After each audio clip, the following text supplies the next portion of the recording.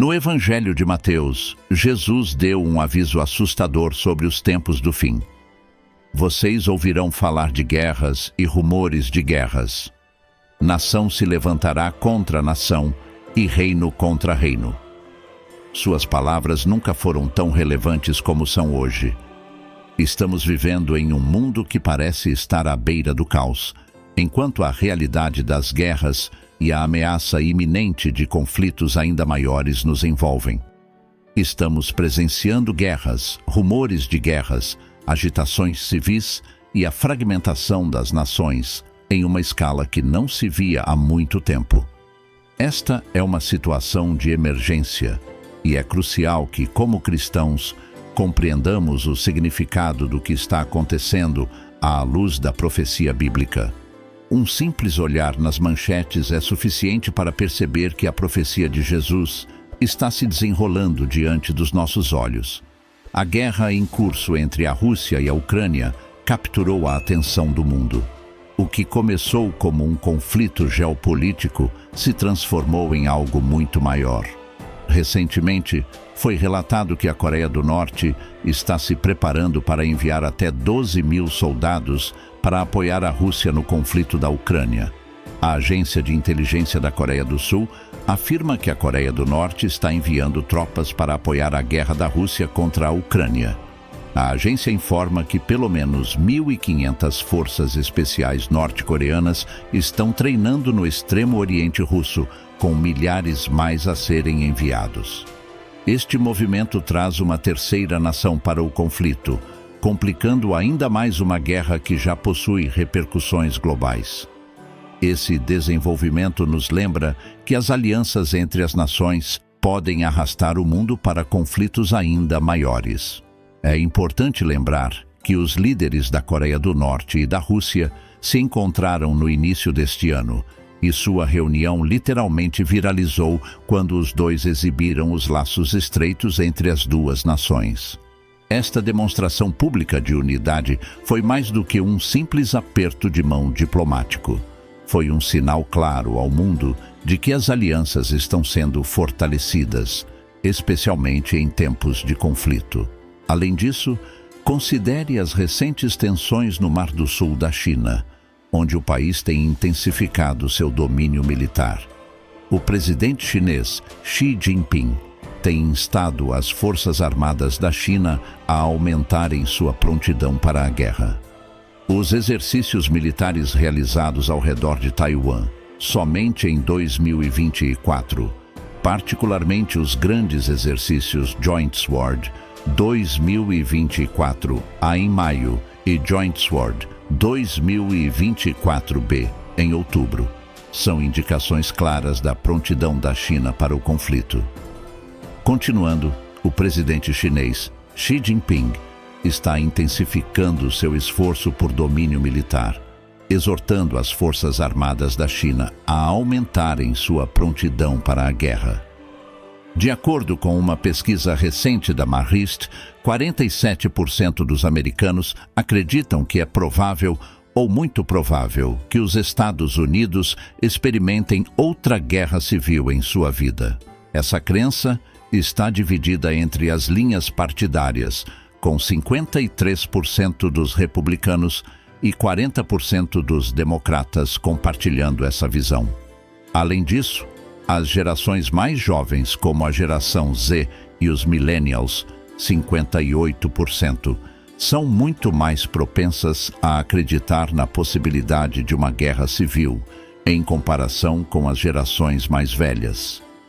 As sementes da divisão foram plantadas e agora estão produzindo o amargo fruto do ódio e da animosidade.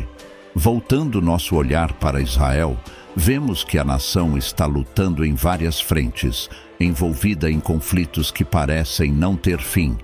Essas guerras não são apenas geopolíticas, mas também espirituais, e exigem nossa atenção como cristãos, pois Israel é central para o desenrolar dos eventos dos últimos tempos. Israel ocupa um papel central no desenvolvimento dos eventos do fim dos tempos. O Anticristo assinará um tratado de paz com Israel, marcando o início dos 7 anos de tribulação. No meio da tribulação, o anticristo se exaltará como Deus em um templo reconstruído em Israel. As 2 testemunhas profetizarão em Jerusalém por 1260 dias.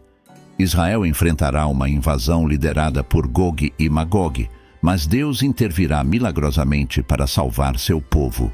Jesus retornará ao Monte das Oliveiras, em Israel, derrotando o anticristo e estabelecendo seu reino milenar. A Batalha do Armagedom ocorrerá em Israel, onde os exércitos do mundo se reunirão. Após o milênio, a Nova Jerusalém descerá do céu, estabelecendo o reino eterno de Deus.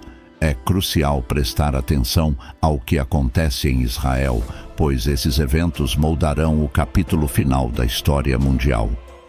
O relógio do juízo final, uma medida simbólica de quão perto a humanidade está de uma catástrofe global, está ajustado para 90 segundos até a meia-noite, em 2024, o mais próximo que já esteve.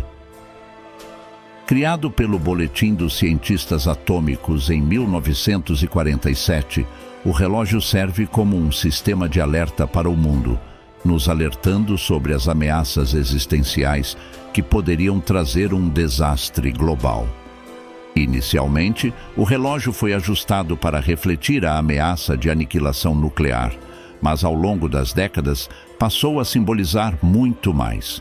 Hoje, leva em consideração os riscos da guerra biológica e das novas tecnologias, como a inteligência artificial.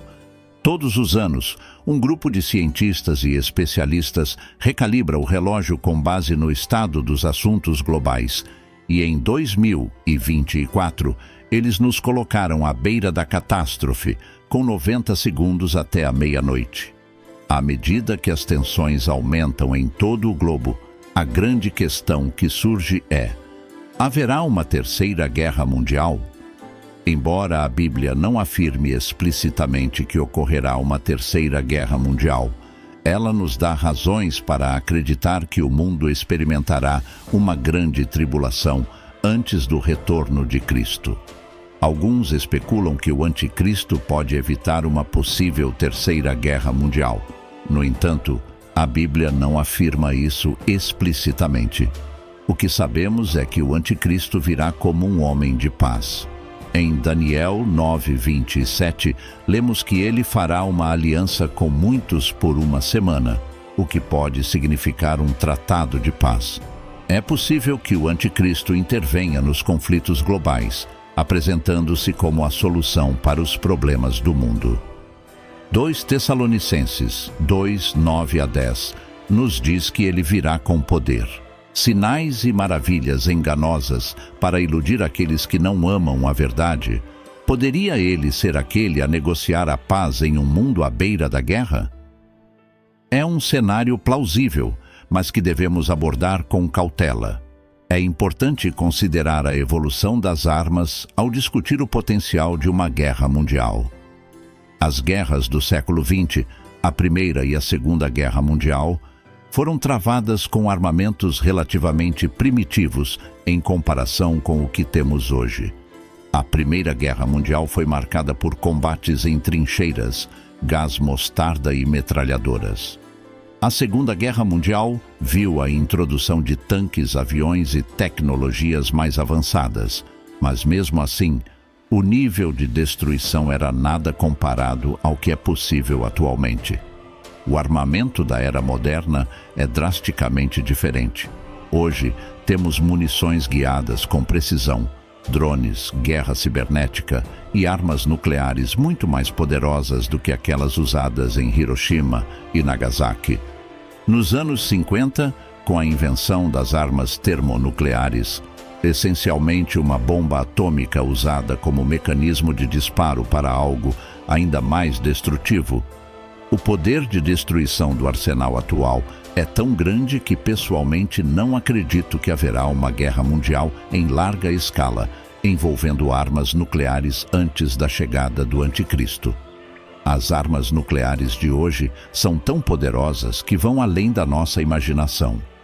Quando o anticristo vier, no entanto, é muito possível que ele se apresente como um homem que pode prevenir uma guerra global.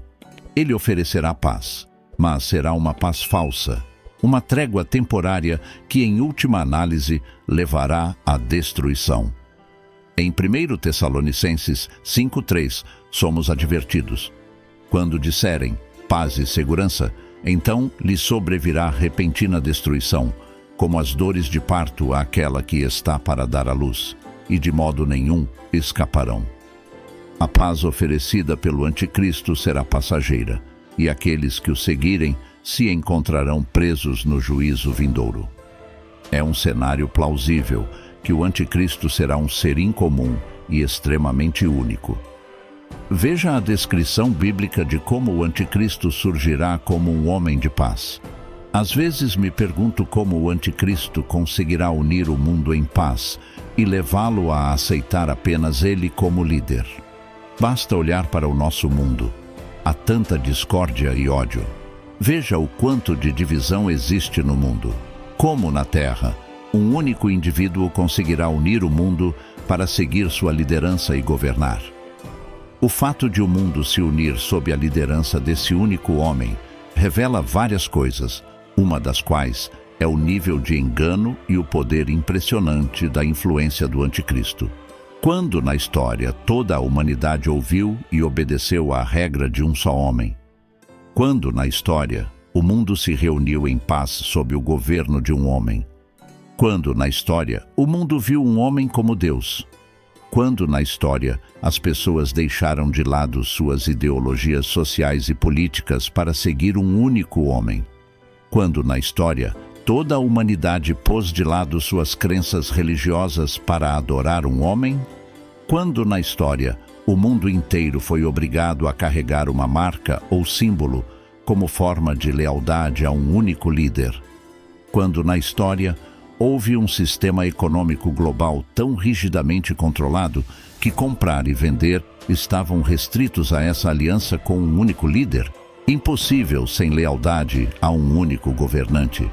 Quando, na história, um líder foi capaz de realizar sinais e maravilhas em tal escala que enganou nações? Quando, na história, uma única figura política conseguiu mediar a paz no Oriente Médio, particularmente entre Israel e seus vizinhos? Quando, na história, um líder se levantou com tal carisma e autoridade que seu governo foi aceito em diversas e frequentemente conflitantes fronteiras culturais? A Bíblia nos diz quando isso ocorrerá, e é em Apocalipse 13. Subestimamos gravemente o engano sobrenatural puro e imenso que ocorrerá durante a ascensão do anticristo. O que ele fará será nada menos que sobrenatural. Não será uma realização natural, pois sabemos que ele receberá seu poder do dragão, e ele será energizado pelos próprios portões do inferno. Diante de tudo isso, como devemos responder? O que nós, como cristãos, podemos fazer neste estado de emergência? Em primeiro lugar, não devemos ter medo. Jesus nos advertiu que essas coisas aconteceriam, mas também nos disse para não nos perturbarmos. Em Mateus 24:6, ele diz: Vede que não vos assusteis, porque é necessário que tudo isso aconteça, mas ainda não é o fim. As guerras, rumores de guerras e conflitos globais fazem parte dos eventos do fim dos tempos que devem ocorrer antes do retorno de Cristo. Em vez de viver com medo, devemos viver com esperança e expectativa, sabendo que nossa redenção está próxima. Neste mundo tecido com fios de incerteza e tensão, onde o tecido da paz parece estar se desmanchando, venho até você com uma mensagem de segurança inabalável. Deus ainda está no trono. Sim, no meio de agitações globais, diante de ameaças e medos, lembremos dessa verdade fundamental. Deus ainda está no trono. Não se comportem como incrédulos que temem o futuro. Há um Deus que se preocupa com você e que está no controle do futuro. Nós, como seres humanos, podemos ser pegos de surpresa pelos eventos mundiais. Podemos ser surpreendidos por eles. Mas Deus não é surpreendido. Ele sabe tudo o que está acontecendo em todo lugar. Ele conhece os planos de homens e mulheres ímpios ao redor do mundo, e esse mesmo Deus se preocupa com você e com sua vida. Do que você tem medo? Do que você está temendo?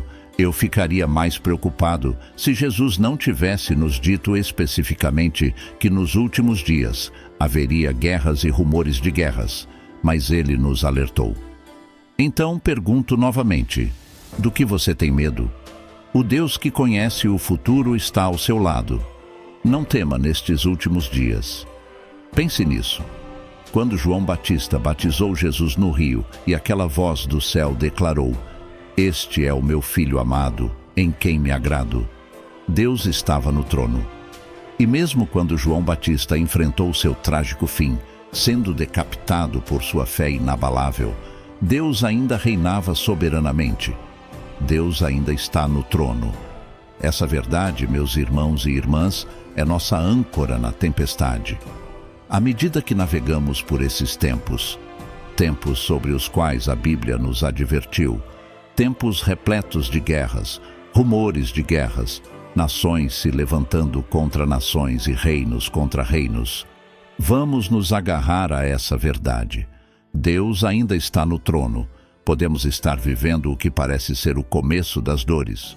Uma era que se assemelha aos eventos que se desenrolam no livro do Apocalipse. Mas mesmo assim, mesmo quando o anticristo ocupar o centro do palco na civilização humana, preciso que você saiba, preciso que você acredite, preciso que você se agarre a isso.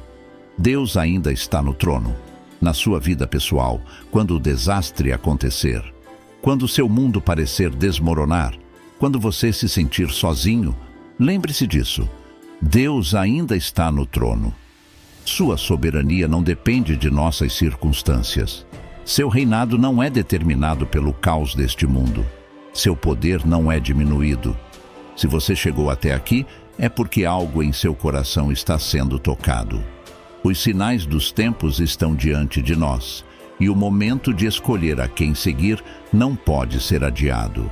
A verdade é clara: somente Jesus pode trazer a paz verdadeira e eterna, mesmo em meio ao caos deste mundo. Se você ainda não entregou sua vida a Ele, agora é a hora. Declare publicamente que você aceita Jesus como seu Salvador. Escreva nos comentários: "Eu te aceito, Senhor Jesus, como meu Salvador". Que essa seja a sua confissão de fé e o início de uma nova caminhada com Deus. Não deixe para depois.